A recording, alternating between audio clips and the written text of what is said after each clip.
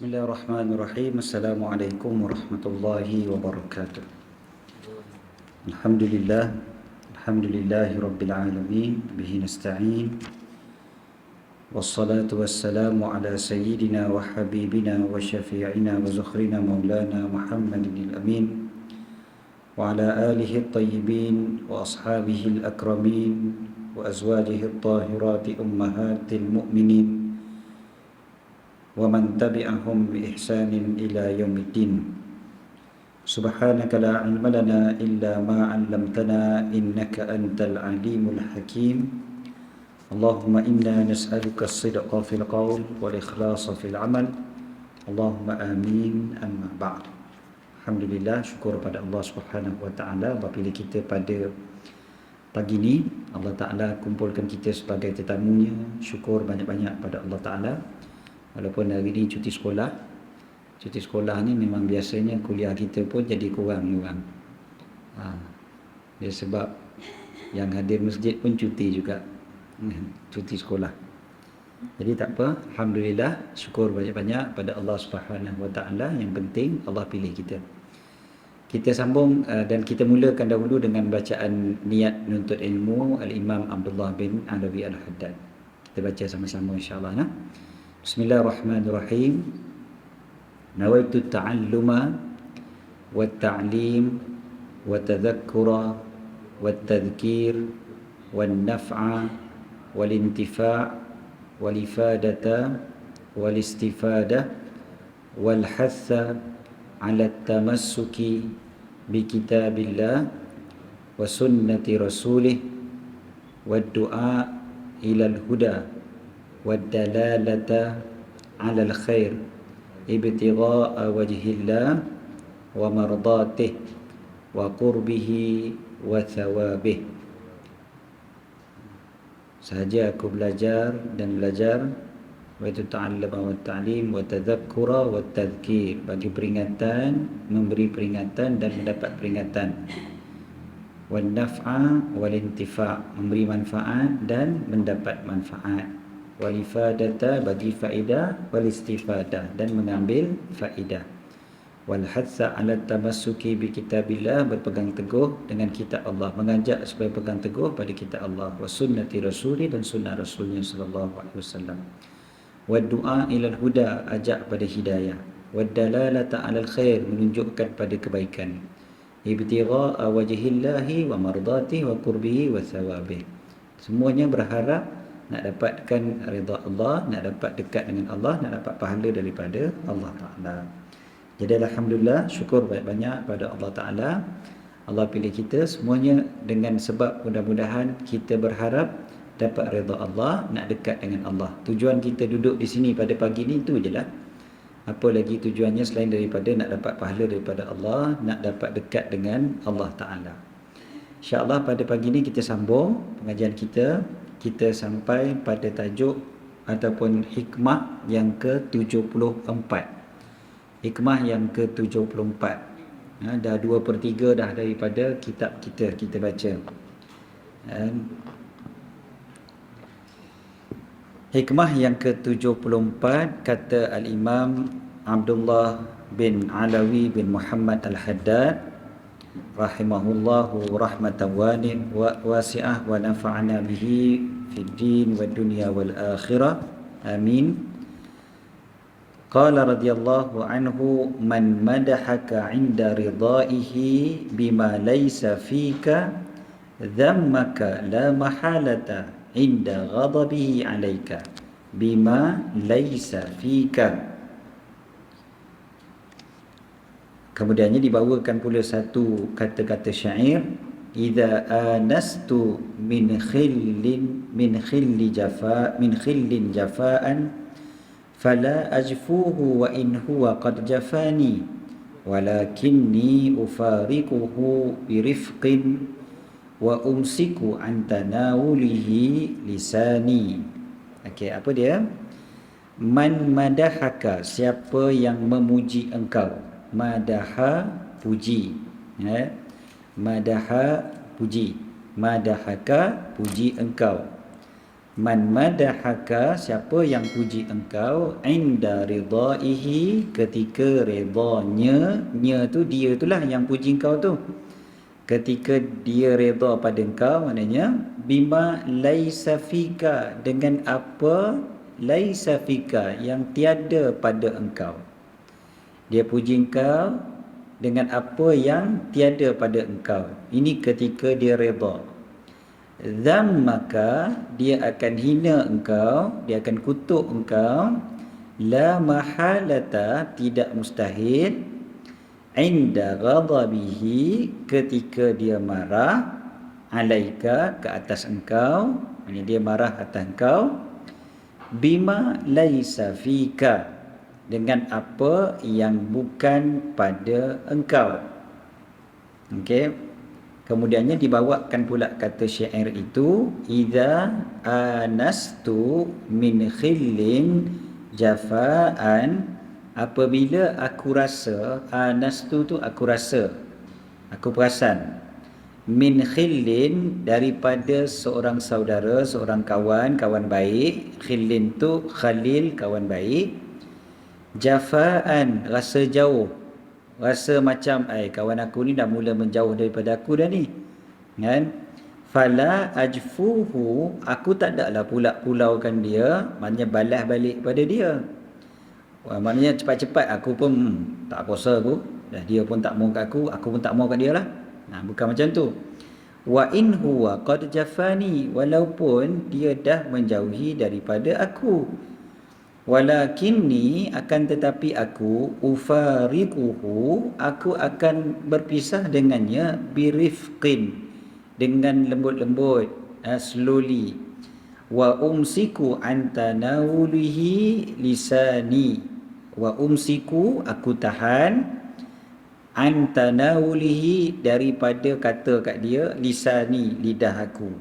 Maknanya aku pun takkan kata apalah dekat dia. Macam tu. Okey, kita baca satu-satu. Tengok, perhatikan perkataan yang ayat yang pertama sekali. Ni jenis manusia macam mana ni? Man madahaka, siapa yang puji engkau, inda ridaihi, ketika dia reda pada engkau, bima laisa fika, dengan apa yang tak ada pun pada engkau. Ni orang yang jenis suka, orang kata apa ni? Yang suka mengampu ni.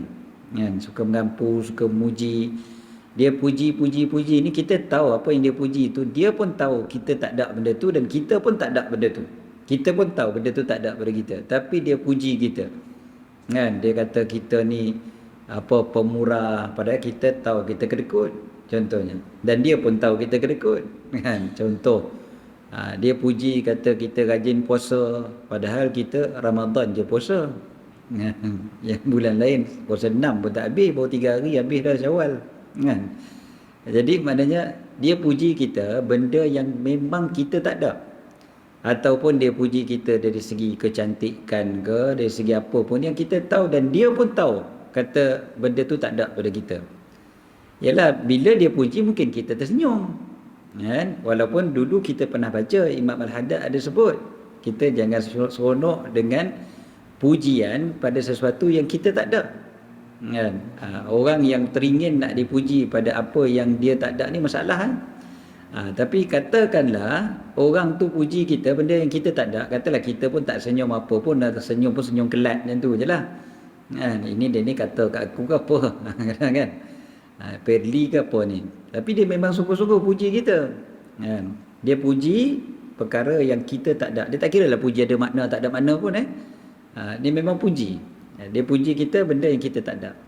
Maka tak pelik nanti bila dia benci pada kita, dia akan kutuk kita juga benda yang tak ada pada kita.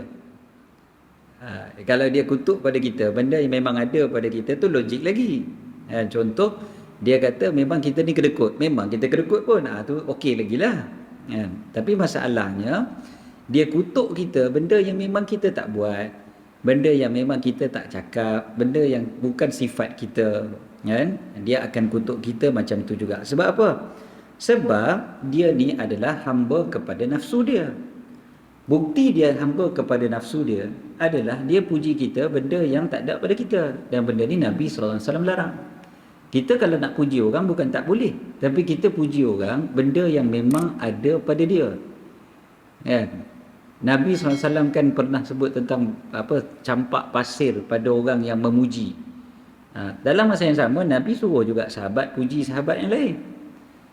Bila ulama bahaskan kedua-dua ni, ulama mengatakan maksud kat sini orang ni dia puji berlebihan.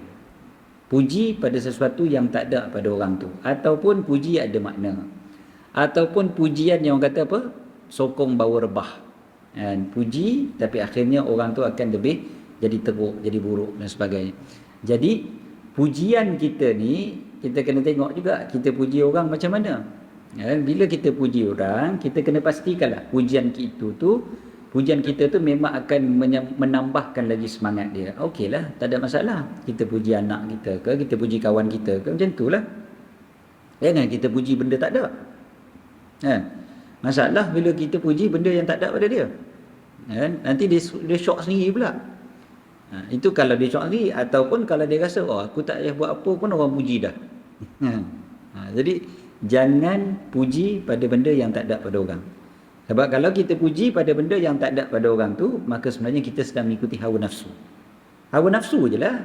Kalau ikut akal, kita tahu kata benda tu tak ada. Maksudnya nafsu sungguh-sungguh. Iman memang confirm tak boleh. Memang Nabi tak bagi. Dan kita dah berdusta ketika tu. Walaupun kita memuji, tapi kita berdusta. Kita buat dosa besar dah. Menipu lah tu kan. Kita puji orang, benda tu tak ada pada dia. Menipu lah tu. Jadi dah macam-macam dosa kita buat waktu tu. Jadi jaga lidah kita. Jaga sungguh-sungguh lidah kita. Okey. Dia lain kalau macam kita kata yang hebat lah. Hebat ni dia mungkin hebat daripada sudut yang tertentu kan. Itu tak apalah. Itu maknanya bukanlah maknanya kita puji benda yang tak ada. Ada orang dia hebat ni, ada orang hebat ni. Paling kurang dia mungkin hebat makan. Hebat tidur. Hebat main kan. Tapi dia hebat jugalah. Itu tak apa lagi. Tapi biar kita puji tu memang jangan sampai berdusta. Okey, sebab kalau orang yang memuji dalam keadaan berdusta tu, tak pelik nanti bila dia marah pun akan berdusta juga. Dia akan berlebih-lebihan juga apabila dia marah. Jangan berkawan dengan orang macam ni, ataupun jangan mudah terpengaruh dengan orang macam ni. Bila dia puji kita melampau, nanti dia kutuk kita pun melampau juga. Memang akan macam tu. Ni benda ni kita akan nampak banyak dalam dunia politik. Dunia politik memang nampak benda ni. Dia puji, lain macam punya puji. Lambung-lambung. Tapi bila dia benci, apa dia tak kata. Dia kutuk, dia hina, macam-macam benda dia kata. Jadi memang macam tu lah. Saya tengok balik, lah ni mudah kan, orang suka tunjukkan video-video lama kan, apa di upload balik kan. Kita tengok balik lah, kita tengok tu jadi lucu lah tengok kan. Orang kawan dia kata gini kan, sekali tiba-tiba dia juga yang kutuk kan. Manusia yang sama tu yang dia puji, manusia yang sama tu jugalah dia kutuk kau ni pula tu kan. Jadi maknanya manusia ni memang macam tu lah kan. Jadi kalau kita dipuji, jaga-jaga. Mungkin satu masa nanti kalau dia marah kita, dia akan hina kita pula. Kemudiannya kata syair tu sebenarnya Imam Al-Haddad bawa sebagai contoh. Maknanya nak tunjuk macam mana orang yang berakal sepatutnya buat apabila orang yang tak suka dengan dia buat kat dia. Buat maknanya menjauhi dia. Idza anastu min khillin jafaan. Apabila aku berasa ada kejauhan daripada rakan baik aku. Jafa ni bukan sahaja jauh, tapi dia macam dia jadi jauh yang macam nak pulaukan kita tu. Dia bukan sekadar tak kontak. Kalau sekadar tak kontak tu boleh tahan lagi. Ini dia sampai pulaukan kita, dia sampai macam nampak kebencian dia pada kita. Jafa ni dia bentuk dia macam tu. Dia kering sungguh-sungguh dengan kita, dia langsung tak mau kat kita. Kita dah berasa dah. Contoh biasa kita jumpa dia okey baik kan, lepas tu kita berhubung apa semua, tapi ni bila kita berjumpa pun nampak dia pandang ke lain kan? Dia tak mau cakap dengan kita, dia masam muka dekat kita. Jadi yang ini menunjukkan dia dah benci pada kita, dia ada kebencian. Jadi kalau macam ni kata Imam Al-Haddad, aku takkan balas balik seperti itu juga pada dia. Jadi maknanya kalau dia masam muka pada aku tak masam muka balik pada dia. Orang yang berakal, dia takkan balas keburukan itu dengan keburukan. Dah dia tahu benda tu buruk, buat apa dia buat? Muka orang kalau masam bukan cantik pun. Dia ratu cantik macam mana pun, kalau dia masam muka tak cantik. Jadi kita tahu benda tu, buat apa kita buat benda yang sama? Bukan cantik muka kita buat macam tu, kan? Itu fizikal pun tak cantik, akhlak memang lagi tak cantik lah. Jadi akhlak kita ni, kita takkan balas. Orang buat benda tak cantik, benda buruk, kita tak balas buruk. Tapi macam mana kita nak buat? Kita berasa kalau aku berterusan macam tu, aku sakit hati. Ini pun ramai juga orang tanya, minggu lepas ke 2 minggu lepas, ada seorang tanya kat saya, macam inilah dia kata, kawan saya tu Ustaz, Allah, dulu kawan baik tu, sama-sama baca Quran, sama-sama geng tadarus, geng mengaji lah, geng mengaji kat masjid sama-sama. Sekali dah ni Ustaz, saya dengar kata dia cerita pasal saya benda-benda bukan-bukan, dia kata kat saya tu, kata kat saya ni belakang saya. Lepas tu tak apa lagi Ustaz, ni lah ni dia kalau berjumpa tu dekat kelas memang salam pun tak mau. Dan padahal dia baik sangat dengan saya Ustaz, saya macam mana? Dia komen macam tu lah, dia lah macam-macam ni lah. Jadi ini cara Imam Al-Haddad. Imam Al-Haddad ajar. Dia kata kalau orang tu tunjukkan kebencian daripada kita, jangan kita balas benci balik. Tapi balas macam mana? Bukan juga dengan berbaik dengan dia, tapi dengan cara walakinni ufariquhu birifqin. Ufariqu, aku berpisah dengan dia, birifqin, dengan lemah lembut. Aku menjauhi dia dengan lemah lembut. Banyak aku tak perlu tunjuk kebencian, tapi dah dia tak mau kat aku, sudahlah. Kita kena ada harga diri juga. Jadi birifqin, dengan lemah lembut, tak apa. Berundur dengan baik, lebih baik, lebih memuliakan diri kita. Wa umsiku antanawulihi lisani, maksudnya wa umsiku lisani, aku tahan lidah aku daripada berkata buruk berkaitan dengan dia. Walaupun kita kalau nak kata kat dia macam-macam ada dalam poket kita. Kita tahulah dia punya rahsia, sebab kawan baik kita tahulah dia macam mana. Tapi aku akan tahan lidah aku daripada mengata dia. Itu cara orang berakal, kata Imam Al-Haddad. Jadi sudahlah, yang sudah-sudahlah, dah dia tak bawa kita, sudahlah. Apa yang kita nak terhegeh-hegeh lagi apa semua, sudah. Dah dia tak mau kat aku, cukuplah, kan? Sudah. Itu caranya. Kan? Tu salah pula kita duduk mesej tak habis-habis. Dah dia tak jawab 2-3 mesej kita dia tak jawab. Dah lah. Sudah, tak payah lagi dah. Kan? Kalau betul dia kawan baik, dia masih lagi nak berkawan baik dengan kita, dia akan jawab juga. Dah lah. Kan? Okey, itu hikmah yang pertama yang kita baca pada pagi ini. Lebih kepada dari sudut hubungan persahabatan. Okey. Yang kedua yang kita baca hari ini pula dari sudut zikrullah, mengingati Allah Subhanahu wa taala. Qala radhiyallahu anhu, adz-dzikru lillahi maghnatisul qulubi yajdzibuha bi khassiyatihi min mawatinil ghaflati ila awalimil ghuyubi. Az-dzikru, zikir, lillah, untuk Allah, mengingati Allah.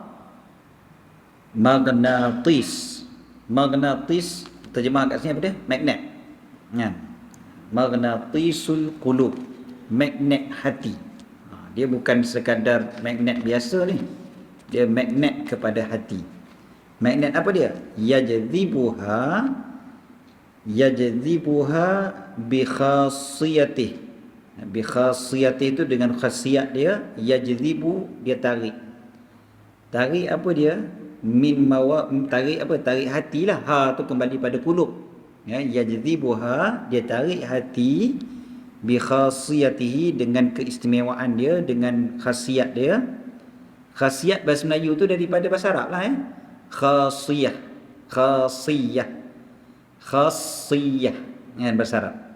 Jadi bahasa Melayu khasiat. Senang. Kan daripada perkataan khassa. Khas maksudnya istimewa, khusus. Kan khusus bahasa Melayu pun khusus. Jadi khusus, khas semua daripada perkataan yang sama. Khasiyah, khasiat. Kan? Khasiat. Jadi kita pun sebut khasiat dia apa. Contoh kan kita kata oh dia ni makan ni khasiat dia begini. Khasiat tu maksudnya keistimewaan dia. Bukannya dia punya isi kandungan. Kan? Keistimewaan dia. Maknanya kalau kau makan macam ni kau akan sihat contohnya. Khasiat dia begini kan. Okey.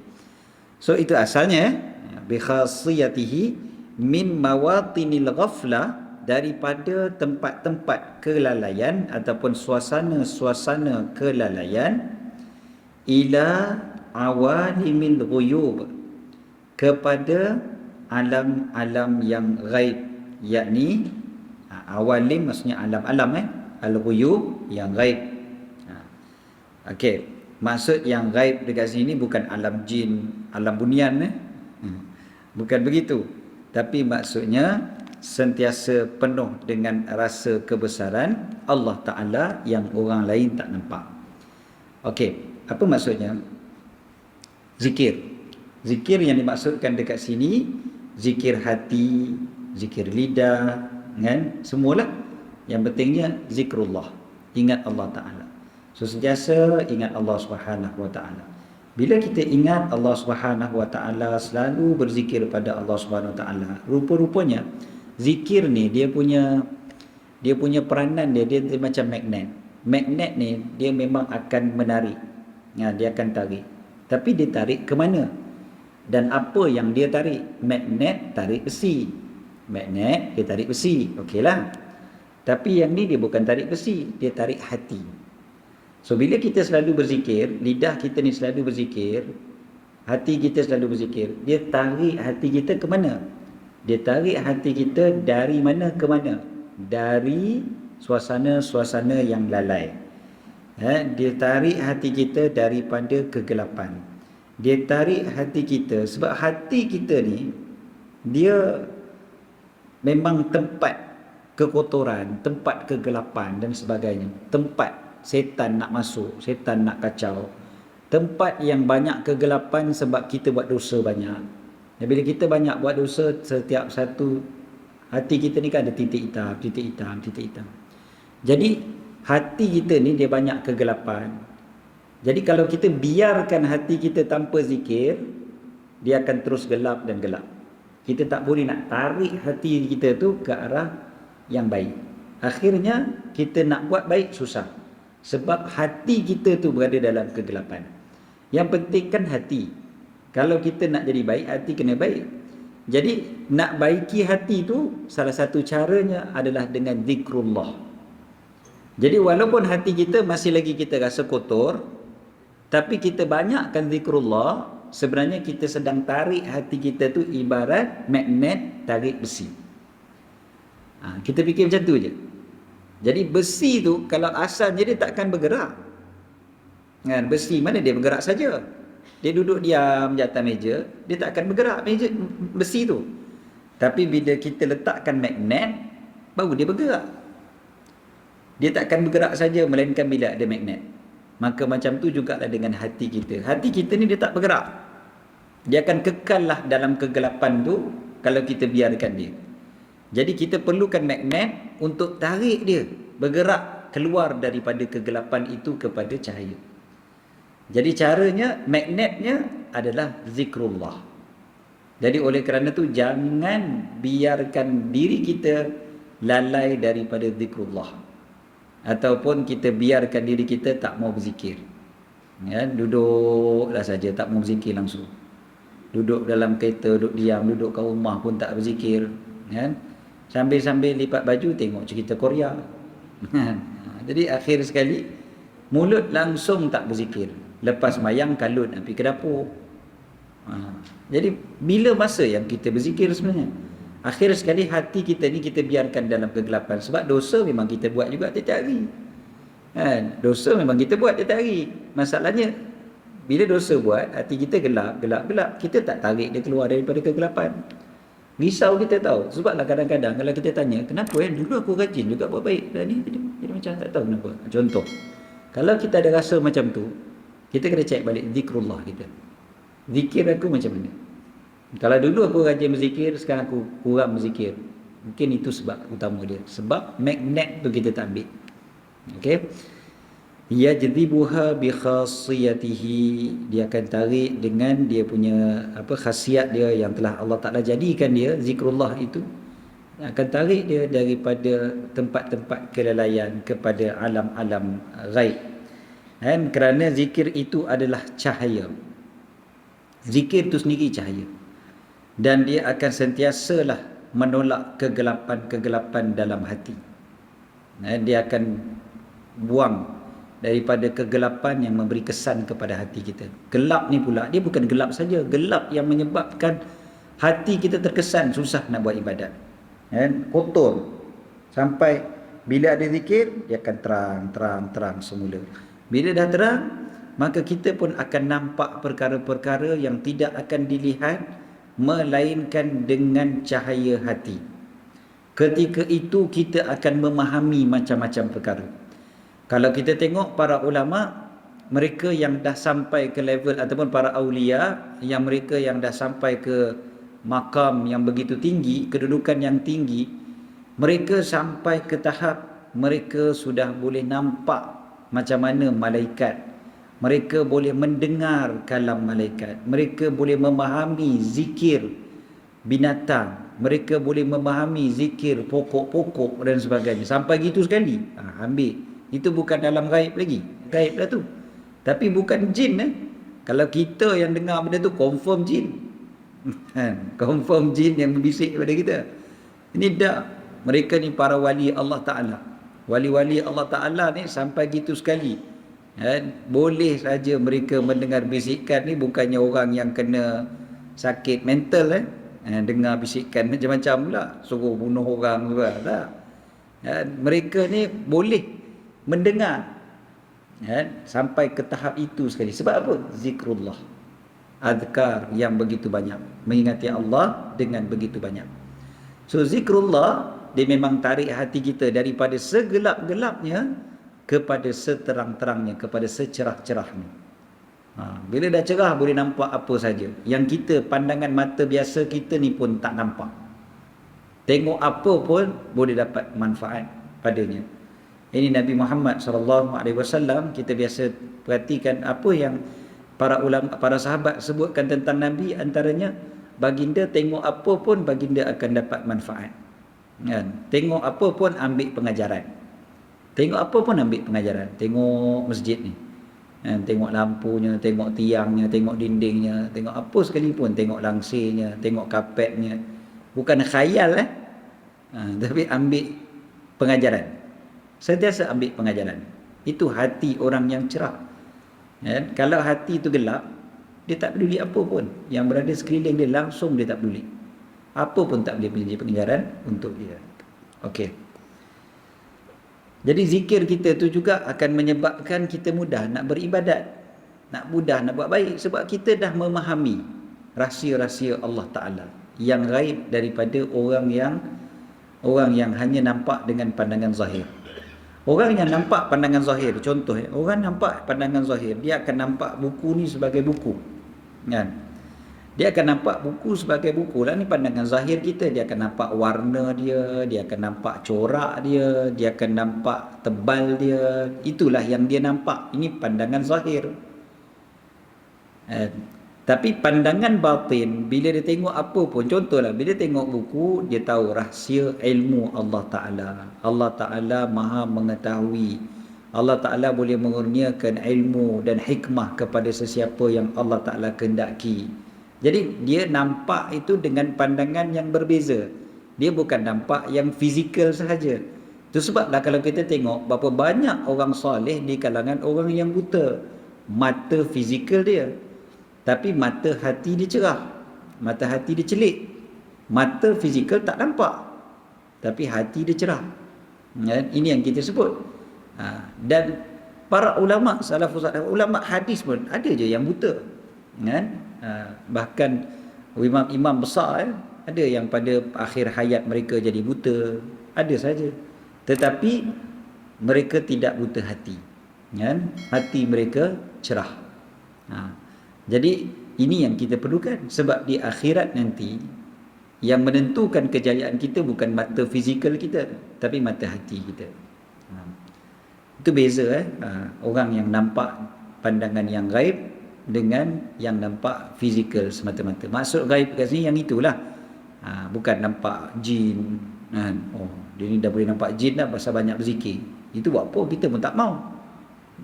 Tapi ada juga orang ajak, dia kata hang nak tak tengok jin. Hang buat macam ni. Tak ada faedah sungguh. Kan? Yang kita nak adalah kita nampak apa yang mendekatkan lagi diri kita pada Allah. Maknanya bila kita tengok apa pun boleh mendekatkan diri kita pada Allah Ta'ala.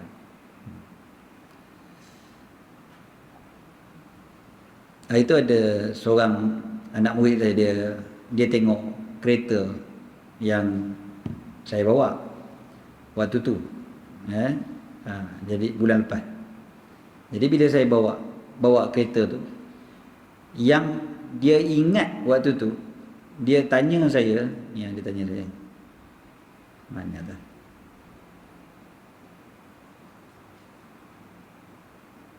Mana soalan ni?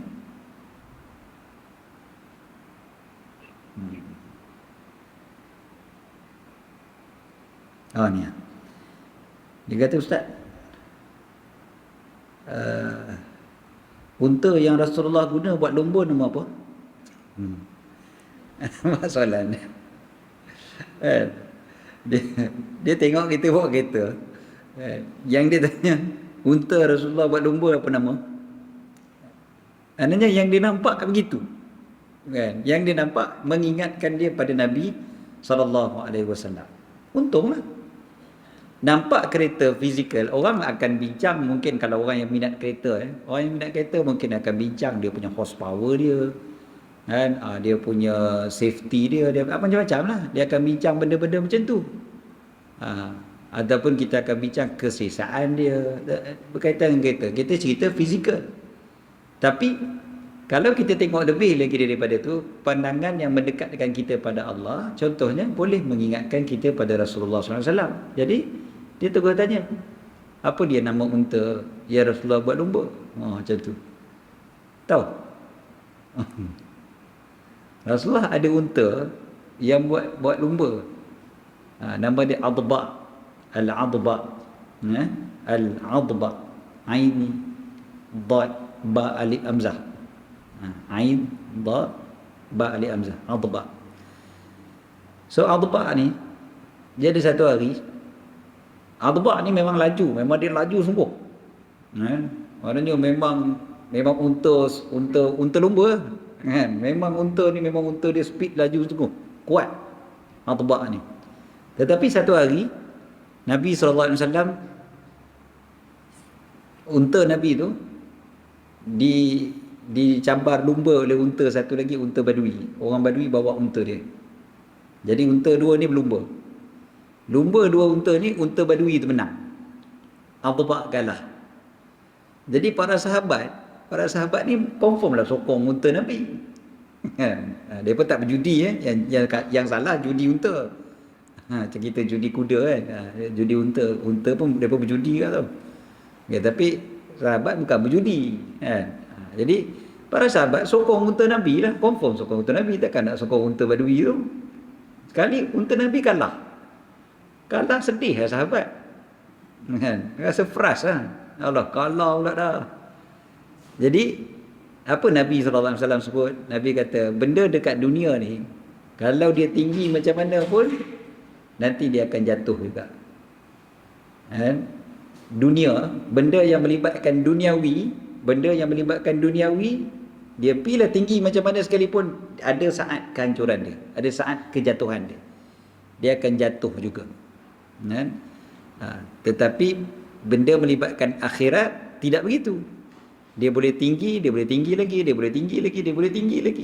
kan? Sampai dia mati dapat akhirat yang paling tinggi. Ha. Tapi benda duniawi apa kita pun macam tu. Kesihatan kita, fizikal kita hebat macam mana sekalipun, dia akan drop juga, dia akan jatuh juga. Kenderaan kita hebat macam mana sekalipun, dia akan drop juga, dia akan jatuh juga. Kenderaan paling mewah di dunia pun 10 tahun lepas, 20 tahun lepas lah ni dah murah dah, ataupun dah turun dah dia punya kualiti dia. 20 tahun lepas dengan sekarang mana sama. Dia akan jatuh juga.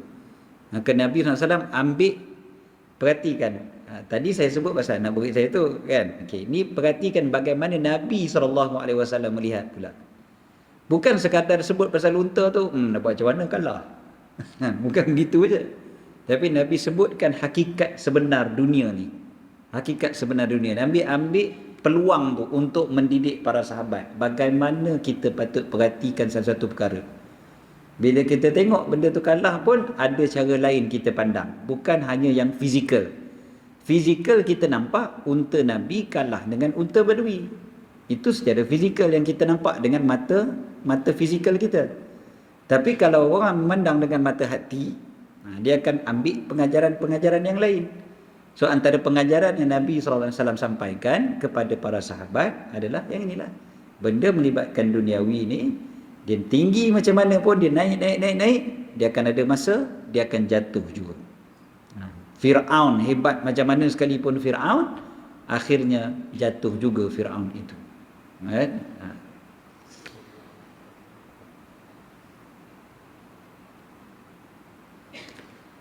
Okey, selesai. Hikmah yang ke-76.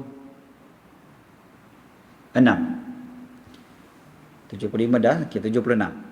Hikmah ke-76, qala radhiyallahu anhu, la yatma'u fi bulughil amali wal awtari man lam yuwattin nafsahu ala rukubil ahwali wal akhtari. La yatma'u. Yatma' maksudnya tamak asalnya. Bahasa Melayu tamak tu daripada bahasa Arab. Kan? La yatma', tidaklah tamak ataupun janganlah tamak fi bulughil amal, pada mencapai cita-cita. Al-amal harap cita-cita lah. Wal autar, dan hajat-hajat. Watar ni hajat-hajat, melibatkan hawa nafsu kita. Wal autar, man lam yuwattin nafsahu, kalaulah orang itu tidak memperkukuhkan dirinya. Yuwattin, yuwattin, perkataan watan, bahasa Melayu watan tu daripada perkataan bahasa Arab watan. Watan ni yuwattin maksudnya dia mengukuhkan, dia menetapkan. Watan tu tempat kita menetap. Itu sebab kita panggil watan. Kan? Anak watan, kan kita sebut gitu kan. So watan bahasa Melayu tu daripada bahasa Arab watan. Al-watan. Okay, watan itu asal maksudnya dia tetap. Jadi yuwattin maknanya dia tetap, dikukuhkan nafsahu, dirinya, ala rukubil ahwal, untuk rukub asal maksudnya menunggang, ataupun kat sini sebutkan merentasi, ya? Al-ahwal, perkara-perkara yang susah, wal akhtar, yang bahaya, khatir. Al-akhtar, khatir, benda-benda yang dangerous. Okey, maksudnya apa? Sebenarnya benda ni dia melibatkan dunia dan melibatkan akhirat, sama juga. Kita kalau nak berjaya, kita kena hadap segala macam kesusahan. Itulah maksud dia. Kalau kita boleh terjemah mudah kan. Nak berjaya, kena hadaplah segala kesusahan. Kena tetapkan tekad kita. Kalau tetap tekad kita, maka kita bolehlah berjaya. Apa sahaja pun harapan kita. Lagi-lagi yang berkaitan dengan akhirat. Kita berharap untuk mengenali Allah Ta'ala. Ma'rifatullah, nak kenal Allah Ta'ala. Itulah nikmat yang sangat-sangat besar, kan? Ataupun hajat-hajat kita. Hajat kita yang utama adalah nak dapat syurga paling tinggi. nak dapat bersama dengan Nabi Muhammad SAW. Ini semua harapan kita, cita-cita kita. Maka tak dapat benda ni orang yang tak nak kemaskan diri dia, tetapkan diri dia untuk menanggung beban apa? Beban ketaatan, beratnya ketaatan, dan juga bahaya-bahaya yang datang. Bahaya yang datang daripada sudut duniawi. Kadang-kadang ada saja bahaya duniawi yang kita dapat bila kita nak menuju Allah Subhanahu Wa Taala. Tak mau tanggung risiko, memang tak dapatlah kejayaan. Di dunia pun tak dapat, akhirat pun tak dapat. Ada orang dia kata, saya ni kalau tutup aurat nanti kena, mungkin tak dapat kerja. Contoh kan, tu kan dipanggil bahaya lah tu. Bahaya dia tak dapat kerja, contohnya. Tapi sebab dia nak dapat redha Allah, dia kemaskan diri dia, dia tekad, kata tak kira, aku nak dapat redha Allah, biarlah kan, walaupun memang ada bahaya, tak apa, aku sanggup tanggung, sebab aku nak dapat redha Allah Ta'ala. Ini yang disebutkan dalam Al-Quran. Allah Ta'ala ceritakan, innallaha ashtara minal mu'minina anfusahum wa amwalahum bi anna lahumul jannah. Sesungguhnya Allah telah membeli daripada orang yang beriman diri mereka dan harta mereka. Apa ganjaran dia? Bi anna lahumul jannah, bahawasanya bagi mereka adalah syurga. Jadi Allah nak bagi syurga ni, tapi kita kenalah jual sesuatu. Kita kena bagi sesuatu baru boleh dapat sesuatu. Orang nak berniaga, nak untung, dia kenalah melabur. Dia tak melabur tapi nak untung mana boleh. Dia kena buat pelaburan. Tapi pelaburan paling untung sekali adalah pelaburan akhirat. Jadi kita melabur sedikit, walaupun adalah bahaya yang kita boleh dapat, mesti ada risiko, tak apa, tapi kita dapat keuntungan akhirat. Apa risiko dia? Mungkin risiko dia kita rugi dunia. Kita bagi duit sikit, sedekah contoh kan, kita sedekah nak dapat syurga. Bahaya dia apa? Bahaya dia aku nak makan hari tak ada duit. Contoh, adalah bahaya dia. Tapi untung dia berlipat kali ganda, iaitu dapat akhirat. Maknanya sentiasa akan ada je begitu. Jadi kalau kita nak dapatkan kejayaan, nak dapatkan apa yang kita cita-citakan, memang kita perlu menghadapi bahaya dan kesusahan.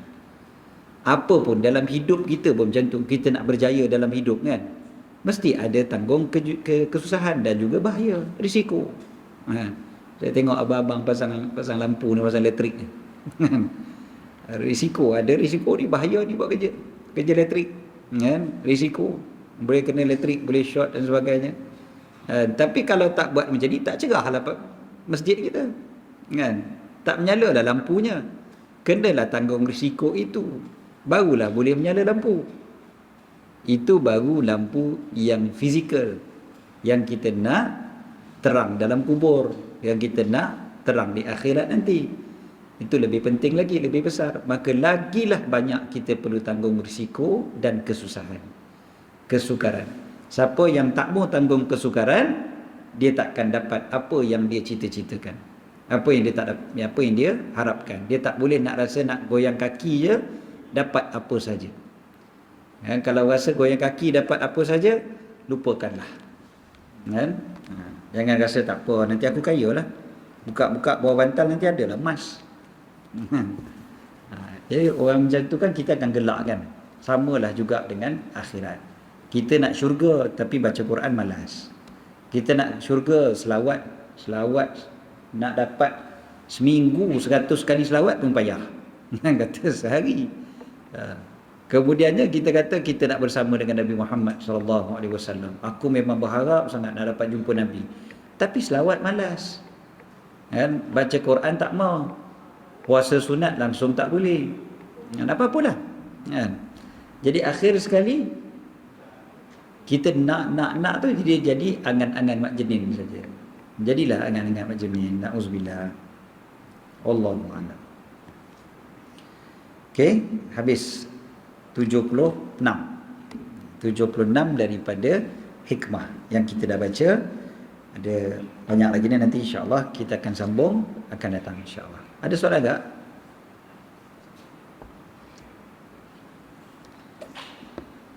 Tak ada, kita sambung insya-Allah kitab Syoknya Solat.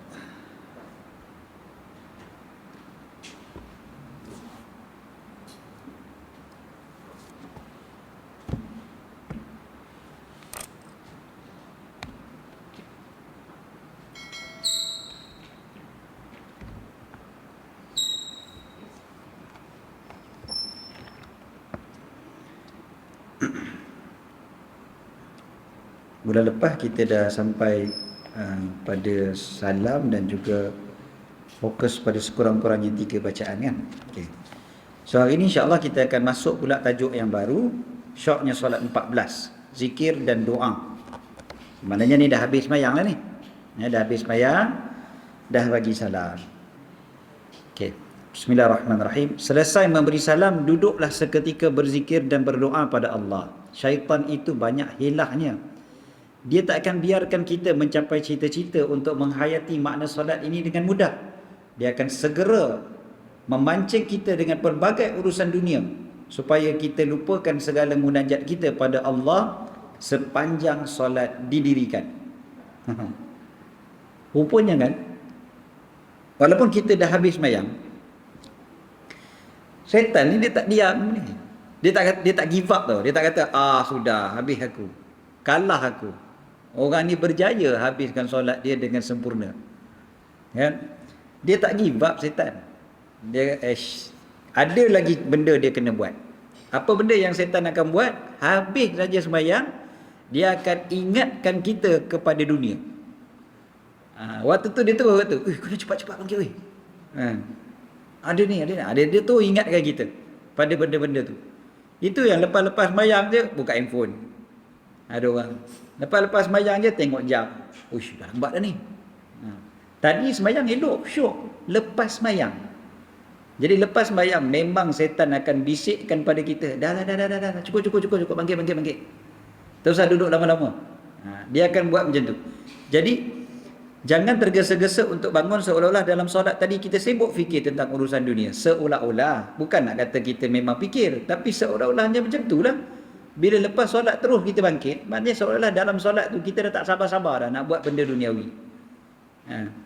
Daripada Sayyidina Abu Hurairah radhiyallahu anhu bahwasanya baginda sallallahu alaihi wasallam pernah bersabda, "Inna ahadakum fi salatin madamatis salatu tahbisu wal malaikatu taqul Allahumma ighfir lahu Allahumma arhamhu ma lam yakum min musalla aw yuhdith."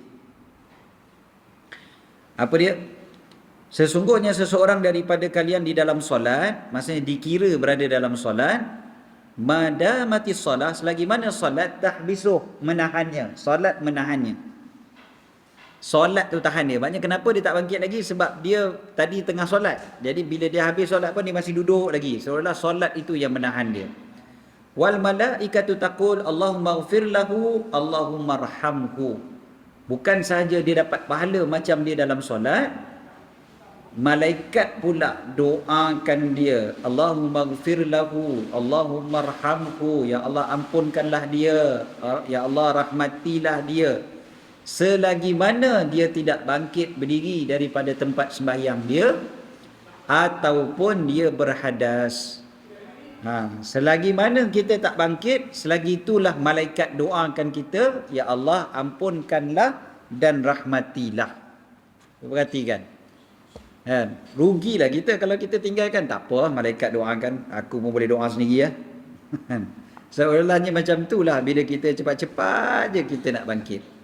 Jadi jangan cepat-cepat bangkit lepas solat, kecuali memang ada perkara yang betul-betul perlu segera, itu cerita lain. Itu pun jangan berhenti berzikir. Zikrullah itu maknanya itu menunjukkan aku bangkit ni bukan sebab aku ingat dunia, aku masih lagi berzikir, cuma memang terpaksa bangkit. Nabi SAW pun pernah bangkit segera lepas solat Nabi pernah bangkit segera lepas solat sampai sahabat tercengang. Sahabat kata, engkau buat satu benda yang kami tak pernah tengok engkau buat. Terkejut sahabat. Tiba-tiba Nabi bangkit lepas solat. Menunjukkan apa? Biasanya Nabi tak bangkit lepas solat. Itu pasal sahabat terkejut. Kalau kita, sahabat kita terkejut, Kenapa dia duduk sampai habis habis sembahyang, habis doa? Biasa cepat sangat bangkit. Jadi sahabat tengok Nabi SAW bangkit cepat tu, sahabat tanya. Rupa-rupanya Nabi SAW kata apa? Sebab aku teringat dekat rumah aku ada sedekah orang bagi yang belum dibagi-bagikan. Belum dibagi-bagikan. Jadi Nabi tak suka. Nabi tak suka begitu. Orang punya sedekah, Nabi nak cepat-cepat edarkan. Tak mau ada kat rumah bagi dia lama-lama. Jadi oleh kerana itulah bagi dia lepas solat, bagi dia cepat-cepat bangkit. Macam tu tak apalah. Maknanya memang ada sebab. Bukan sebab tu saja-saja je. Lagi-lagi kalau nak tunjuk sebab tu saja-saja, maknanya lepas solat, tiap-tiap kali lepas solat mesti cepat sangat bangkit. Dia ada waktu yang terpaksa. Contoh sembahyang KRNR. Semalam saya sembahyang KRNR.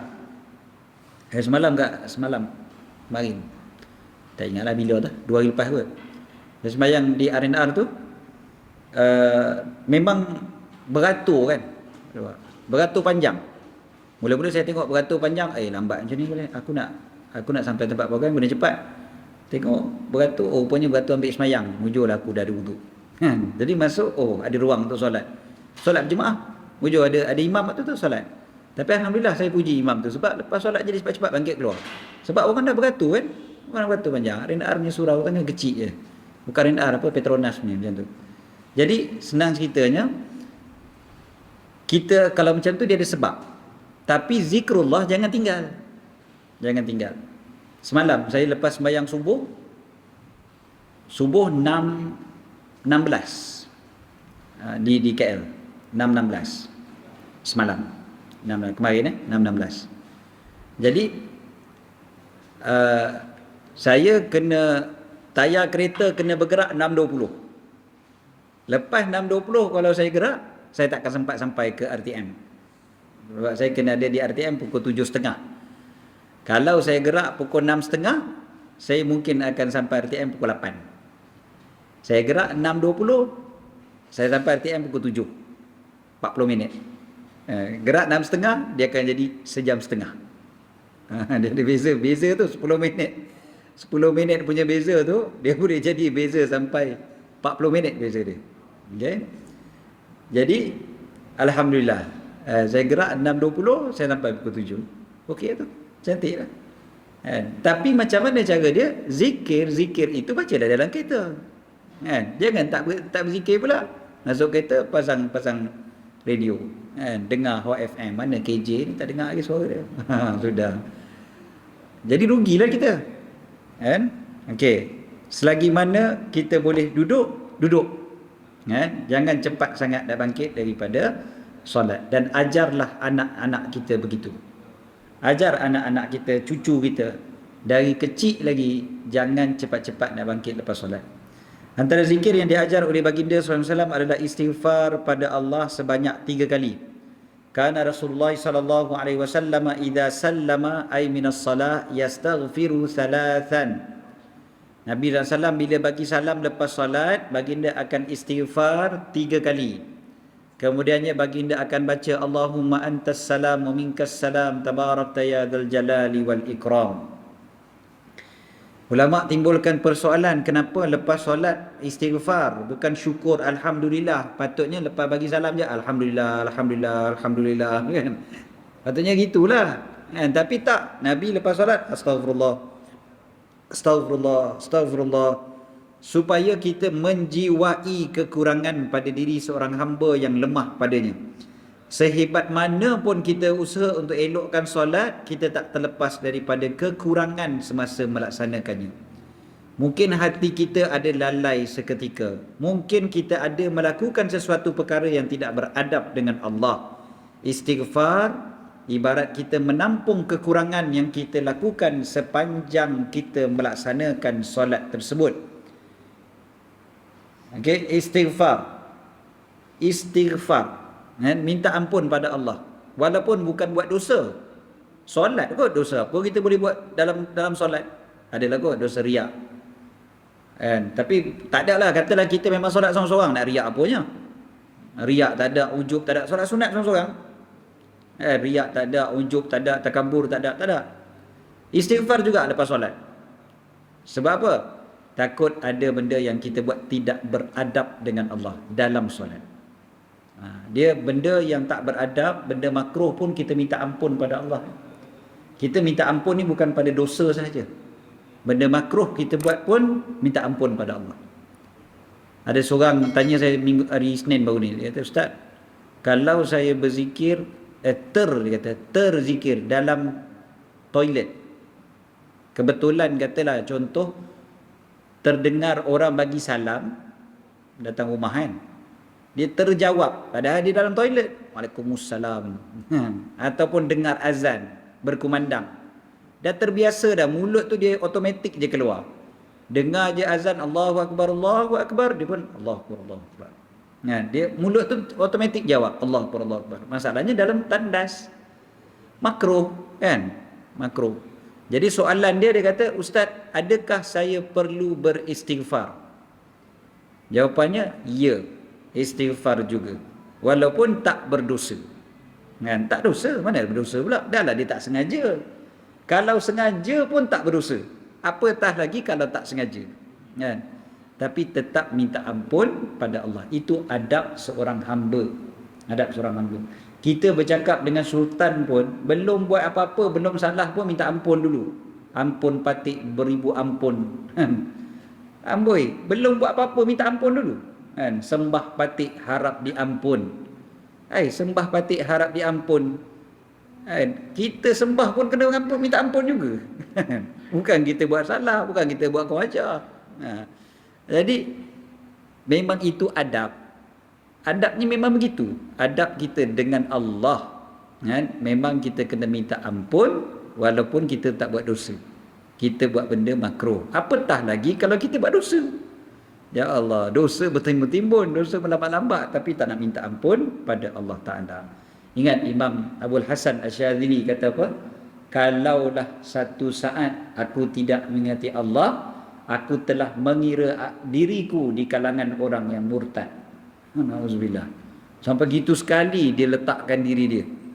Bukan maknanya dia kata dia murtad, tidak. Tapi macam gitu dosanya dia rasa. Betapa berdosanya bila dia tak mengingati Allah satu saat. Satu saat tak ingat Allah, dia dah letakkan diri dia macam tu, rasa berdosa sangat-sangat. Itu adab para awliya. Okey. Antara solat dengan solat satu lagi, pengampunan bagi dosa kita. Itu satu lagi, kan ada hadis sebut solat dengan satu lagi solat, pengampunan antara dua waktu solat tu.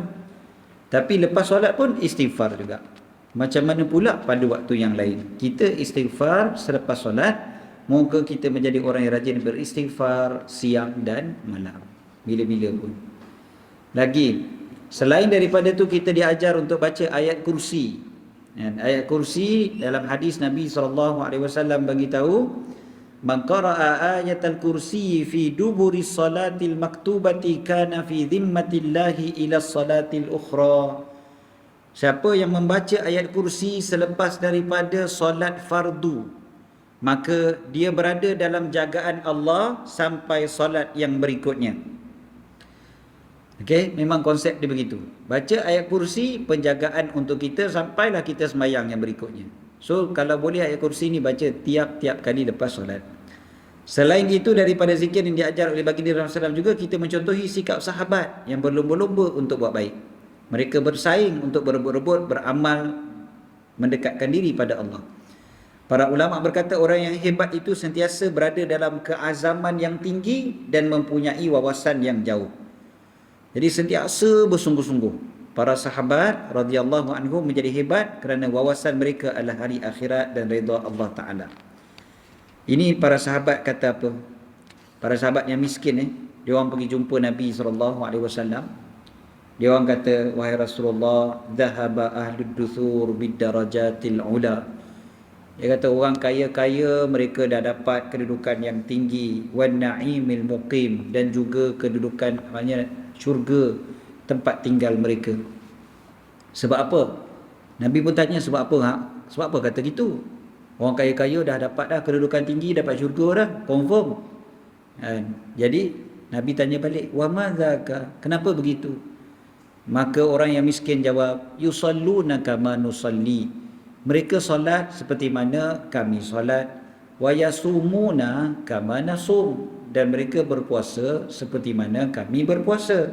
Wa yatasaddaquna wala natasaddaq, mereka bagi sedekah tapi kami tak mampu nak bagi sedekah. Wa yu'tiquna wala nu'tiq, mereka membebaskan hamba sedangkan kami tak mampu nak bebaskan hamba. Maka Nabi SAW memberikan harapan kepada mereka, orang fakir miskin ni.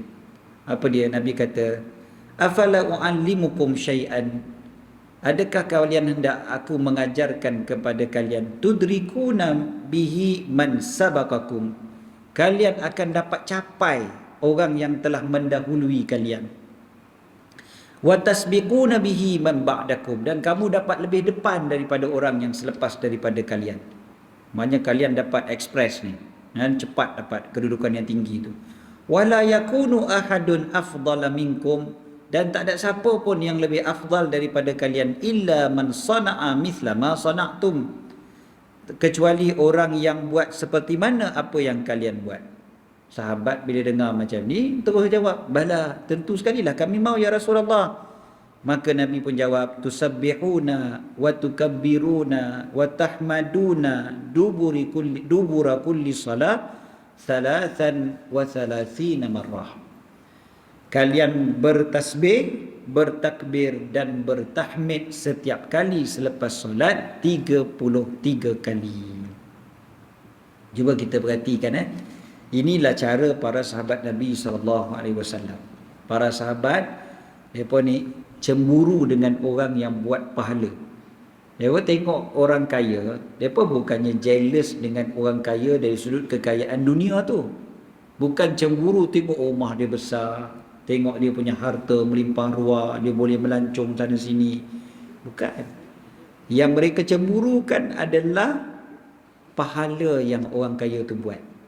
Solat sama je, sedekah puasa sama, tapi sedekah, depa sedekah kami tak boleh nak sedekah. Depa boleh bebaskan hamba, kami tak boleh nak bebaskan hamba. Itu cara para sahabat pandang. Betapa mereka cemburu dengan orang yang boleh buat pahala banyak, dan mereka berlumba-lumba untuk buat pahala. Dan inilah cara kita sepatutnya berlumba-lumba dengan orang yang buat baik, bukannya tengok orang yang kurang. Saat lagi nanti bulan Ramadan lagi 2-3 minggu ni kan, sembahyang tarawih, jangan tengok orang yang sembahyang sikit, tengok orang yang sembahyang banyak. Tengok yang sikit, kita pun rasa nak buat sikit, tapi tengok orang yang buat banyak, kita kata aduh sikitnya aku buat. Kita akan cuba lumba nak dapat sama macam orang yang buat banyak. Itu yang para ulama yang di Mekah dahulu, mereka solat tarawih sangat banyak kan. Mereka solat tarawih berapa banyak? Mereka solat tarawih 36 rakaat di Mekah. Berlumba-lumba buat solat tarawih 36 rakaat di Mekah. Sebab apa? Sebab orang di Madinah di Mekah lah. Di Madinah solat tarawih 36 rakaat. Kenapa di Madinah solat tarawih sebanyak 36 rakaat? Sebab di Mekah selepas 4 rakaat orang akan tawaf. Selepas 4 rakaat tawaf, lepas 4 rakaat tawaf. Di Madinah tak ada tawaf, tak ada Kaabah. Jadi orang Madinah buat macam mana? Setiap kali tawaf tu digantikan pula dengan 4 rakaat. Jadi ada 4 kali berhenti tawaf. 4 kali 4 16, 20 campur 16 36. Berhentikan 4 kali. Lepas 4 rakaat, lepas 8, lepas 12, lepas 16. 4 kali berhenti kan sembahyang tarawih. Jadi 4, 8, 12, 16. Jadi 4 kali berhenti tu dia gantikan dengan 4 rakaat pula. Itu cara berlumba-lumba kan. Jadi mereka sembahyang sampai 36 rakaat. Ini zaman dulu, bukan zaman sekarang. Zaman sekarang berlumba-lumba nak kurang. Masjid yang itu 20, masjid tu 8 je. Buat yang 8. Masjid tu habis 10.30, masjid tu 9.45 habis dah. Tapi masjid yang 9.45 kan. Kita berlumba-lumba nak sikit, bukan nak banyak. Patut kita berlumba nak yang banyak. Kan? Yang lagi banyak, lagilah bagus. Sepatutnya begitu. Setahun ni saya tak tahu dekat Mekah Madinah solat berapa rakaat. Tahun lepas solat 10 rakaat dah. Tarawih. 10 rakaat dah. Sebab dia kata Covid. Tapi nak ceritanya, kita berlomba-lomba nak yang sikit, sedangkan sepatutnya kita berlomba-lomba nak banyak macam para sahabat. Cemburu tengok orang buat pahala yang banyak. Cemburu tengok orang buat pahala banyak, bukannya kita cemburu tengok orang buat pahala sikit. Kan? Orang baca Quran banyak, patut kita cemburu tengok baca Quran banyak, kita nak baca Quran banyak juga. Bukan kita kata tak apa, tak baca pun bukan dosa pun. Rugilah. Bukan macam tu. Jadi macam itulah zikir lepas solat. Zikir lepas solat, bila orang baca panjang, kita rasa cemburu, kita pun nak baca panjang juga. Bukan nak cari yang ringkas-ringkas je. Zikir lepas solat tu, ada orang dia suruh baca yang ringkas-ringkas je sudah. Lebih-lebih betul bid'ah Nabi tak buat. Sedap dia Nabi tak buat. Padahal Nabi punya zikir, doa punya banyak siang malam. Kita baru nak duduk lebih sikit je, 5 minit pun tak sampai, pun dah kata bid'ah. Itu teruk tu Wahabi ni. Kan? Baru sikit je kita tambah baca doa, zikir kan, lebih doa kita tu panjang sikit. Doa panjang sikit, dia kata ni doa ni Nabi tak ajar ni. Dah. Nabi berzikir berdoa siang malam. Kan? Kita ni nak berzikir lebih sikit je lah kan. Ambil lah 5 minit lepas solat. 5 minit aja lepas solat. Lebih sikit tu bukan lebih dari Nabi, lebih dari diri kita yang biasa. Kan? Nak tambah sikit je, tambah sikit daripada yang biasa pun takkan lebih daripada Nabi SAW. Kan? Itu sebab para ulama ajar macam tadi zikir tadi, Allahumma antas salam wa minkas salam tabarakta ya dzal jalali wal ikram. Dalam hadis sahih Muslim. Kan? Ada setengah-setengah imam kita sekarang ni pun dia baca yang ni je. Allahumma antas salam minkas salam tabarakta ya dzal jalali wal ikram. Dia tak mau baca yang panjang, dia kata baca panjang tak, Nabi tak ajar macam tu. Yang kita biasa baca Allahumma antas salam wa minkas salam, apa dia? Fahina rabbana bis salam wa adkhilna al jannata daras salam tabarakta rabbana wa ta'alaita ya dzal jalali wal ikram. Kan? Kan kita bacakan lagi panjang daripada hadis tu. Adakah maknanya kita baca lebih daripada Nabi? Tak. Nabi baca panjang macam-macam lagi. Siang malam Nabi baca macam-macam. Jadi yang kita kalau lebih sikit pun yang itu tak lebih daripada Nabi. Tak mungkin. Kita bukan buat benda yang Nabi tak ajar. Sebab isi kandungan tu Nabi ajar. Kan? Allahumma antas salam wa ilaikas salam wa minkas salam wa ilaika ya'udus salam. Kan? Wa ilaika ya'udus salam. Tu semua tu memang betul lah. Benda yang memang Nabi ajar. Akidah kita memang macam tu. Fahayyina rabbana bis salam. Ya Allah, muliakanlah kami, hidupkanlah kami dengan kesejahteraan. Doa-doa, Nabi suruh kita berdoa banyak. Doa lah, doa lepas solat memang antara doa yang mustajab. So kita pun doa. Jadi itu bukannya bid'ah, kan?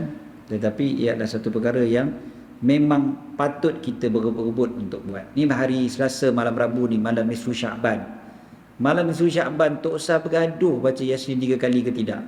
Yang patut kita berebut adalah lagi banyakkan amalan. Nak baca 3 ke 30, itu tak apa, berebut. Dan ada dia pun yang baca 3 kali Yasin, patut baca dah 30, itu tak apa.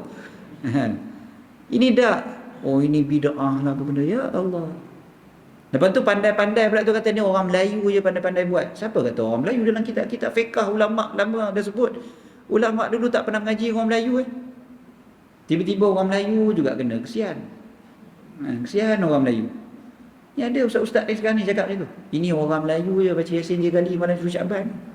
Orang Arab mana ada buat, dia kata. Dia tak pernah jumpa orang Arab yang buat, dia kata orang Arab tak buat. Saya mengaji kat negeri Arab berapa puluh tahun, berapa belas tahun. Berbelah tahun saya duduk negeri Arab, berapa banyak orang Arab yang saya jumpa baca Yasin 3 kali malam Sya'ban. Arab-Arab tu tak pernah mengaji dengan orang Melayu. Tiba-tiba dia tak jumpa sebab kawan dia malam Sya'ban pergi tengok wayang. Dia kata Arab tak buat. Sebab kawan dia tu Arab yang macam mana? Itu je lah. Arab ni perompak pun ada, penyamun pun ada. Jangan jadikan alasan Arab yang kita jumpa tak buat terus kita kata bid'ah. Orang Melayu yang pandai-pandai buat ni. Ada. Malam nisfu Syakban, bacalah, nak baca Yasin 3 kali ke, nak baca Baqarah 3 kali ke, ulama tak pernah halang. Yang penting ibadat sebanyak-banyaknya. Ibadat banyak-banyak nisfu Syakban sebab malam tu malam yang mulia. Kemuliaan malam ni dalam hadis yang sahih. Kemuliaan dia. Malam tu memang mulia. Memang mulia. Dan apa nak buat pada malam tu terpulang. Nak baca Yasin ke, nak berzikir ke, nak hadir majlis ilmu ke, bersilaturahim ke, apa sahaja. Tapi rugilah kalau sekadar malam tu makan-makan, alasan silaturahim pun pahala juga Ustaz. Jadi kalau semata-mata makan dengan niat silaturahim, bolehlah nak makan-makan, tapi buatlah baca-baca dulu. Saya ingat orang tua dulu, mereka suka kalau malam Syakban ni kumpul anak-anak. Kumpul anak-anak, baca Yasin dulu kat rumah, lepas tu buat makan-makan. Lagi 2 minggu nak Ramadan. Jadi ambil lah peluang tu untuk minta-minta maaf, apa semua kan. Nak jumpa Ramadan ni, kira buat kenduri sebelum Ramadan lah ni. Kenduri 2 minggu sebelum Ramadan. Cantik lah kalau boleh buat untuk anak-anak kita. Dia tak mesti buat kat masjid. Tak mesti buat kat surau. Boleh je buat kat rumah. Buat kat rumah, buat kenduri sikit. Jemput anak-anak, ajak anak-anak yang duduk jauh. Jomlah, kita ni malam nisfu Syakban, kita duduk sama-sama baca Yasin, lepas tu kita makan-makan. Makan-makan, minta maaf kan. Masuk Ramadan ni, minta ampun salah silap. Orang dulu lagi lah dia perlu buat macam tu. Zaman lah ni pakai WhatsApp aja. Dia minta maaf pun pakai WhatsApp, pakai emoji, pakai stiker lah ni. Dia buat stiker macam-macam minta maaf. Tak apalah, baguslah. Teknologi tu ada. Tapi cuba manfaatkan juga malam nisfu Syakban tu memang malam yang mulia, malam Allah ampunkan dosa hamba-hambanya, malam yang doa kita mustajab. Jadi banyakkan berdoa hari Selasa, malam Rabu ni insya-Allah. Jadi cukup setakat tu untuk tengah hari ni, pagi ni. Ada soalan? Mana soalan? Tak ada. Ya?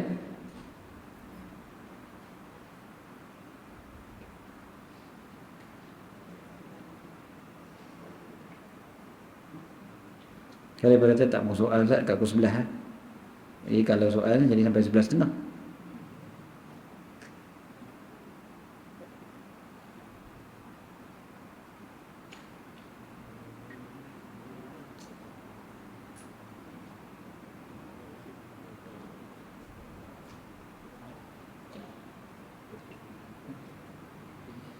Okay, wallahu a'lam. Aqulu qawli hadha wa astaghfirullahal azim li wa lakum. InsyaAllah bulan Ramadan lagi 2 minggu lebih lagi.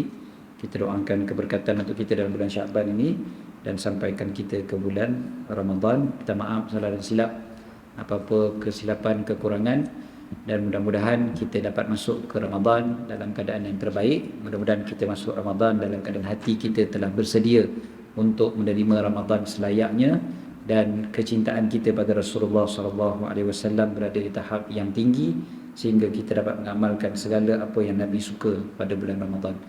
Allahumma amin. Aqulu qawli hadha wa astaghfirullahal azim li wa lakum. Insya-Allah minggu depan kita jumpa di stadium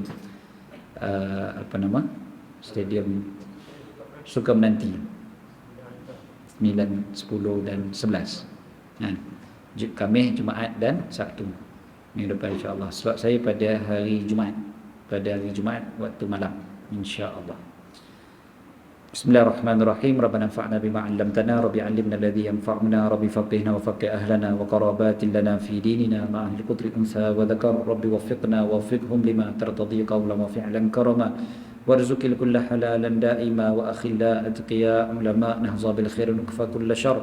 ربنا أصلح لنا كل شؤون وآكر برضا منك العيون واقض عنا ربنا كل الديون قبل أن يأتنا رسل المنون واغفر واستر أنت أكرم من ستر وصلاة الله تغشى المصطفى من إلى الحج دعانا ووفى بكتاب فيه للناس شفاء وعلى الآل الكرام الشرفاء وعلى الصحب المصابيح الغرر. اللهم اهدنا بهداك واجعلنا ممن يسارع في رضاك ولا تولنا وليا سواك ولا تجعلنا ممن خالف أمرك وعصاك. وحسبنا الله ونعم الوكيل ولا حول ولا قوة إلا بالله العلي العظيم. صلى الله على سيدنا محمد وعلى آله وصحبه وسلم. الحمد لله رب العالمين.